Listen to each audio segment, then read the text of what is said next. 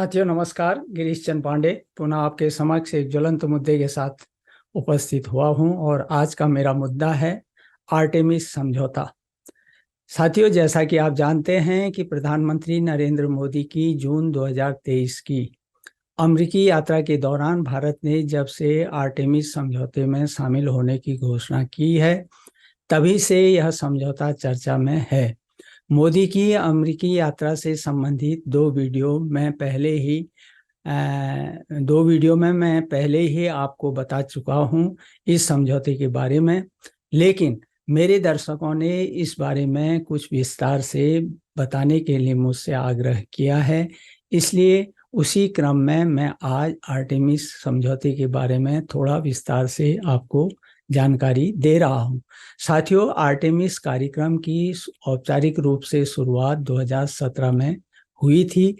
भारत से पहले आर्टेमिस समझौता अमेरिकी विदेश विभाग और नासा द्वारा 7 अन्य संस्थापक सदस्यों Australia, Canada, Italy, Japan, Luxembourg, संयुक्त अरब अमीरात और यूनाइटेड किंगडम के साथ 2020 में किया गया था। भारत आर्टेमिस समझौते पर हस्ताक्षर करने वाला अब 28वां देश बन गया है। हाँ तो साथियों, भारत के साथ अमेरिका द्वारा किए गए इस समझौते के तहत national aeronautics and space administration यानी नासा और भारतीय अंतरिक्ष अनुसंधान संगठन यानी इसरो, ये दोनों मिलकर जो हैं ह्यूस्टन टेक्सास के जॉनसन स्पेस सेंटर से प्रशिक्षित भारतीय अंतरिक्ष यात्रियों को वर्ष 2024 में अंतर्राष्ट्रीय अंतरिक्ष स्टेशन इंटरनेशनल स्पेस स्टेशन में भेजने के लिए एक साथ काम करेंगे। इस समझौते के अंतर्गत नागरिक अन्वेषण को नियंत्रित करने तथा शांतिपूर्ण उद्देश्यों के लिए चंद्रमा, मंगल, धूमकेतु और अन्य छोटे ग्रहों की खोज तथा बाह्य अंतरिक्ष के उपयोग के लिए सामान्य सिद्धांत स्थापित किए गए हैं, जिसके तहत ही बाहरी अंतरिक्ष का प्रयोग करने की इजाज़त है। साथियों, यहाँ यह भी ध्यान देने योग्य है कि आर्टेमिस समझौता वर्ष 1967 की बाह्य अंतरिक्ष संधि आउटर स्पेस ट्रीटी की नींव पर आधारित है। इसलिए स्वाभाविक है कि उस संधि में जो व्यवस्थाएं की गई हैं वही इस समझौते में भी लागू होंगी। और इस संधि में जो सदस्य देश, इस संधि में व्यवस्था है कि सदस्य देशों को शांतिपूर्ण उद्देश्यों के लिए बाहरी अंतरिक्ष का प्रयोग करने की इजाज़त दी गई है। साथ ही यह संधि अंतरिक्ष में ऐसे हथियार तैनात करने पर पाबंदी लगाती है जो जनसंहारक हों। इसलिए आर्टेमिस समझौते में 1967 के तहत ही सारी प्रतिबद्धताएं निर्धारित की गई हैं और यह संयुक्त राष्ट्र के तहत एक बहुपक्षीय समझौता है। विदित हो कि भारत प्रारंभ से ही इस 1967 की संधि का हिस्सा है। अमेरिका में वर्ष 1972 में जीन सर्नन के बाद कोई दूसरा एस्ट्रोनॉट चांद पर अभी नहीं गया है। इसलिए ऐसे में नासा जो है दोबारा चांद पर मानव मिशन भेजने के लिए एक प्रकार से कमर कस चुका है। इसलिए उसने आर्टेमिस के तहत 3 मिशनों पर कार्य करना प्रारंभ कर दिया है। साथियों, यहाँ यह भी ध्यान में रखना आवश्यक है कि नासा के एस्ट्रोनॉट केवल चंद घंटे चांद की सतह पर बिताकर वापस नहीं आएंगे, बल्कि वे लंबे समय तक वहां पर लूनर बेस बनाकर भी रहने वाले हैं। और इस दौरान एस्ट्रोनॉट चांद की सतह का बारीकी से अध्ययन करेंगे। नासा का यह भी प्लान है कि वो चांद पर माइनिंग भी करेगा, यानी खनन कार्य भी करेगा। इसका ऐसा आपको यहाँ पर यह भी बता दें कि मून की सतह पर platinum, silicon, iron, titanium, ammonia आदि जैसे कई बेस कीमती जो हैं बहुमूल्य खनिज पदार्थ मौजूद हैं। अमेरिका 2025 में आर्टेमिस मिशन को चांद की सतह पर उतारने वाला है। इस मिशन के अंतर्गत पृथ्वी की सबसे पहली महिला को चांद पर उतारा जाएगा। इससे पहले 1969 से 1972 के बीच नासा ने कई अपोलो मिशन जो हैं चांद पर भेजे थे, और इन सभी मिशन में केवल पुरुष ही शामिल थे, उनमें कोई महिला एस्ट्रोनॉट नहीं थी। साथियों, यहाँ पर बड़ा रोचक है कि आर्टेमिस एक ग्रीक देवी का नाम है, इसलिए आर्टेमिस मिशन के अंतर्गत चांद की सतह पर पहली महिला को लैंड कराया जाएगा। हालांकि इस मिशन में महिलाओं के साथ पुरुष एस्ट्रोनॉट भी हैं। दूसरी ओर अगर हम अपोलो अभियान में देखें तो उसमें यह ध्यान देने योग्य है कि अपोलो एक ग्रीक देवता का नाम है, और इस कारण से 70 के दशक के बीच नासा ने जितने मिशन चांद पर उतारे थे उनमें कोई भी महिला शामिल नहीं थी। निश्चित तौर पर यह एक महत्वपूर्ण जानकारी है। साथियों, अब हम यहाँ पर आर्टेमिस कार्यक्रम के अंतर्गत जो 3 मिशन हैं यहाँ उसकी यहाँ पर चर्चा करेंगे। नासा ने जो 3 मिशन तैयार किए हैं, पहला है आर्टेमिस 1। यह इसके अंतर्गत चंद्रमा पर मानव रहित मिशन की बात कही गई है, और उल्लेखनीय है कि आर्टेमिस कार्यक्रम की शुरुआत 16 नवंबर 2022 को नासा के कैनेडी स्पेस सेंटर से स्पेस लॉन्च सिस्टम यानी SLS पर ओरियन नामक अंतरिक्ष यान के प्रक्षेपण के साथ प्रारंभ हुई थी। SLS जो है एक सुपर हैवी लिफ्ट लॉन्च वाहन है जो ओरियन को एक ही मिशन पर सीधे चंद्रमा पर ले गया। आर्टेमिस 1 की सफलता के बाद नासा ने अपने आर्टेमिस 2 मिशन की तैयारी शुरू कर दी है। और अब आर्टेमिस 2 में क्या महत्वपूर्ण बात है, उसमें यह उल्लेखनीय है कि वर्ष 2024 के लिए यह जो है यहाँ पहला मानवयुक्त मिशन होगा। आर्टेमिस 2 जो है पहला मानवयुक्त मिशन होगा, और SLS में 4 अंतरिक्ष यात्री सवार होंगे, और इस मिशन में चंद्र उड़ान तथा पृथ्वी पर वापसी भी शामिल होगी। इसमें 2 चीजें हैं, एक तो चंद्रमा तक उड़ान होगी और उसके बाद पृथ्वी पर वापसी इसमें शामिल होगी। अपोलो मिशन के 50 साल से ज़्यादा समय के बाद कोई इंसान जो है चंद्रमा तक जाएगा अमेरिका। आर्टेमिस 2 एक फ्लाई बाई मिशन है। फ्लाई बाई मिशन का मतलब यहाँ पर यह है कि एस्ट्रोनॉट जो हैं ओरियन स्पेस क्राफ्ट में बैठकर चंद्रमा के चारों तरफ चक्कर लगाकर धरती की तरफ वापस चले आएंगे, वहाँ रुकेंगे नहीं। और यह यात्रा करीब 42 दिन की होगी। 42 डेज वहाँ पर जो है 42 दिन वो चंद्रमा के चारों तरफ चक्कर लगाएंगे।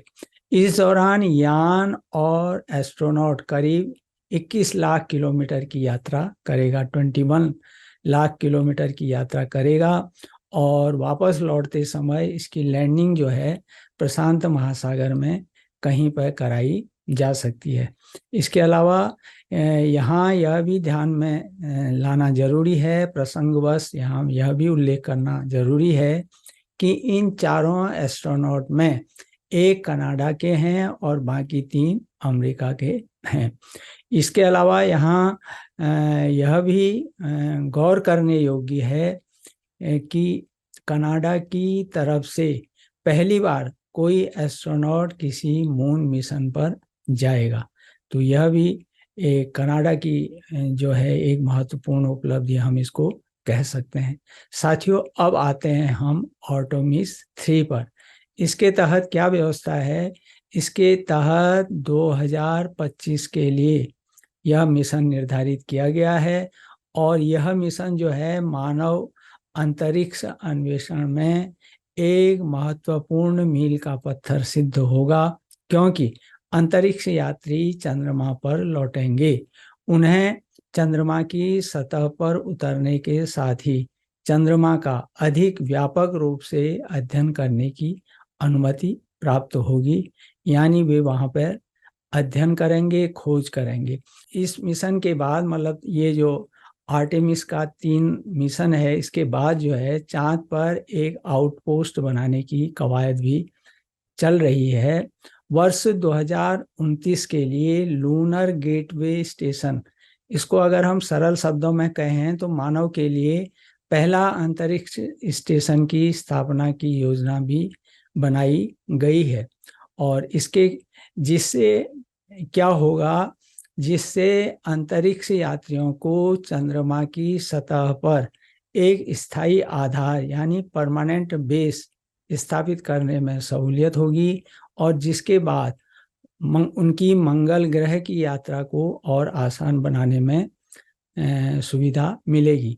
गौर करने योग्य है कि चंद्रमा पृथ्वी से 3,84,400 किलोमीटर की दूरी पर है, और यह पृथ्वी के सबसे पास का खगोलीय पिंड है, जबकि मंगल की पृथ्वी से औसत दूरी 990.8 लाख किलोमीटर है। अब हम आते हैं इस मुद्दे पर, यानी भारत के लिए आर्टेमिस समझौते से संबंधित लाभ और चुनौतियां क्या हैं। यूँ तो इस बारे में हमें स्पष्ट तस्वीर इस समझौते के प्रभावी होने के बाद ही सामने आएगी, लेकिन फिलहाल हमारे समक्ष जो लाभ और चुनौतियां इससे दिख रही हैं, उनके बारे में उल्लेख करना उचित होगा। तो साथियों, सबसे पहले हम इस समझौते से क्या लाभ हैं उस पर विचार करें, और उसमें इस समझौते से हमें जो पहला लाभ मिलेगा उसके बारे में एक बात स्पष्ट रूप से सामने आ रही है कि भारत की भागीदारी से, इस समझौते में भारत की भागीदारी से भारत को उन्नत प्रशिक्षण मिलेगा, तकनीकी प्रगति होगी और वैज्ञानिक अवसरों तक पहुंच की सुविधा जो है इससे भारत को मिलेगी। यह तो इसका पहला लाभ है। और दूसरा लाभ इससे हमें इस रूप में मिल रहा है कि चंद्रयान 3 मिशन जिसे अभी हमने छोड़ा है, ऐसे ही और भी अन्य मिशनों में हमें अपने चंद्र अन्वेषण लक्ष्यों को आगे बढ़ाने में आर्टेमिस कार्यक्रम जो है भारत के लिए लाभदायक हो सकता है, यानी उसके अनुभवों का लाभ भारत को मिलेगा। और तीसरा जो है, भारत के अनुभवों का विशेष रूप से कम लागत पर उपग्रह भेजने और इनोवेटिव आइडियाज, यानी अभिनव जो विचार हैं, अनुभव उसके जो विचार हैं, उससे आर्टेमिस कार्यक्रम को भी लाभ होगा और अंतरिक्ष खोज में पारस्परिक प्रगति को भी बढ़ावा मिलेगा। और चौथा जो है, नासा के साथ सहयोग से हमें गगनयान मानव मिशन और आगामी महत्वाकांक्षी अंतरिक्ष अभियानों के लिए भारत की क्षमता में सुधार करने में भी मदद मिलेगी। साथियों, यहाँ पर गगनयान मिशन के बारे में कुछ जानकारी देना आवश्यक होगा। यह मिशन भारत का इकलौता मानवयुक्त अंतरिक्ष मिशन है, जिसके लिए भारतीय वायुसेना ने 4 एस्ट्रोनॉट यानी 4 पायलटों को इसके लिए चुना है, जो इस मिशन पर जाएंगे। और इसके अलावा यह भी महत्वपूर्ण है कि गगनयान स्पेस फ्लाइट मिशन के तहत अंतरिक्ष यात्रियों को स्पेस में भेजा जाएगा, और जो पृथ्वी से 400 किलोमीटर ऊपर अंतरिक्ष की सैर करेंगे। यह महत्वपूर्ण है कि पृथ्वी से 400 किलोमीटर ऊपर अंतरिक्ष की सैर करेंगे, और 2024 के अंत तक इसके लॉन्च होने की आशा है। यानी 2024 को अभी इसकी जो प्रस्तावित तिथि है, वह वर्ष है, वह 2024 है। 19 जुलाई 2023 को इसरो द्वारा गगनयान मानव अंतरिक्ष उड़ान मिशन का सफल परीक्षण किए जाने की बात कही है, यानी इस पर उन्हें सफलता मिली है और इस सफल परीक्षण में।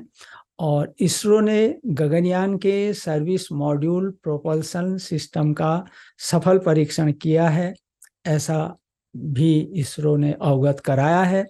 इसरो के मुताबिक यह सर्विस मॉड्यूल ऑर्बिटल मॉड्यूल को पृथ्वी की कक्षा में ले जाने और स्थापित करने और घूमने में मदद करने में सक्षम है। यानी ये सारी चीज़ें जो वहाँ पे होंगी, वो सारी चीज़ें वहाँ पे बाद में कोई समस्या न आए, तो इन सब का एक प्रकार से परीक्षण कर लिया गया है। यह भी ध्यान देने योग्य है कि गगनयान मिशन 3 के तहत अंतरिक्ष यात्रियों को 3 दिनों के लिए अंतरिक्ष में भेजा जाएगा। इसकी अवधि जो है वहाँ पर 3 दिन जो है अंतरिक्ष में वो रहेंगे। अब आते हैं हम इसकी चुनौतियों पर, यानी इसके चुनौतियाँ क्या हैं। आर्टेमिस में शामिल होने से लाभ के मोटे मोटे तौर पर लाभ के बारे में तो हमने ऊपर बता दिया है, लेकिन इसकी चुनौतियां भी हमारे सामने आएंगी।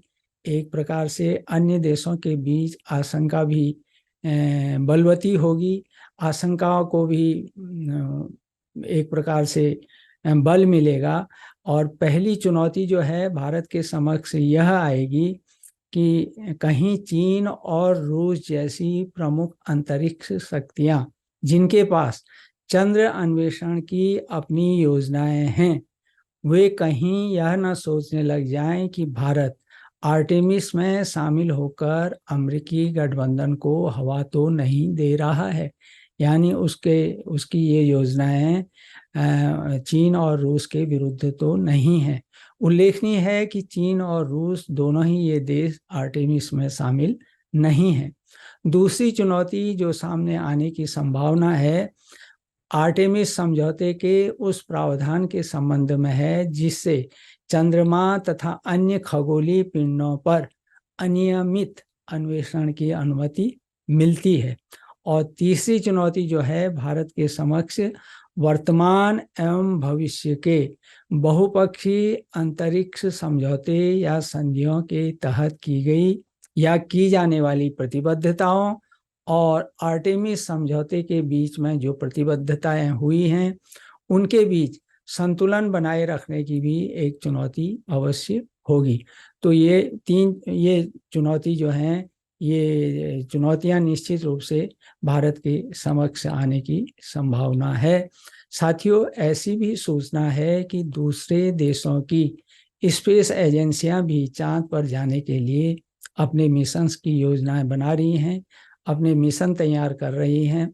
और इसलिए यहाँ पे यह उल्लेख करना भी जरूरी होगा कि ऐसे में ये दशक जो है स्पेस रेस यानी अंतरिक्ष दौड़ के मद्देनजर काफ़ी महत्वपूर्ण होने वाला है। कई विशेषज्ञों द्वारा यह भी संभावना जताई जा रही है कि दशक के अंत तक कई सुपर पावर देशों के बीच एक स्पेस वॉर अंतरिक्ष युद्ध भी शुरू हो सकता है। लेकिन जो भी हो, हम तो यही चाहेंगे कि बाह्य अंतरिक्ष का उपयोग शांतिपूर्ण उद्देश्यों के लिए ही किया जाए। तो साथियों, ये मेरा आज का मुद्दा था जो मैंने आपके समक्ष शेयर किया, बांटा। अपनी टिप्पणी अवश्य दें, पसंद नापसंद, लाइक डिसलाइक दोनों का स्वागत है। और इसके अलावा यदि आपने मेरे इस चैनल को सब्सक्राइब नहीं किया है तो कृपया कीजिएगा। और महत्वपूर्ण जानकारी है, इसलिए यदि इसे शेयर करें तो विशेषकर प्रतियोगी परीक्षार्थी जो है इससे लाभान्वित हो सकते हैं। और अंत में, जैसा कि बराबर मैं कहते आया हूँ कि मेरी कुछ पुस्तकें उपलब्ध हैं बाजार में, जिसका लिंक मैंने दिया है, और यदि आप अध्ययन करना चाहें तो अवश्य लाभान्वित होंगे। तो इन्हीं शब्दों के साथ मिलता हूँ अगले हफ्ते किसी और ज्वलंत मुद्दे के साथ। तब तक आप सुखी रहिए, स्वस्थ रहिए, प्रसन्नचित्त रहिए, लेकिन मेरे ज्वलंत मुद्दे का बेसब्री से अवश्य इंतजार कीजिए। तो इन्हीं शब्दों के साथ एक बार पुनः नमस्कार।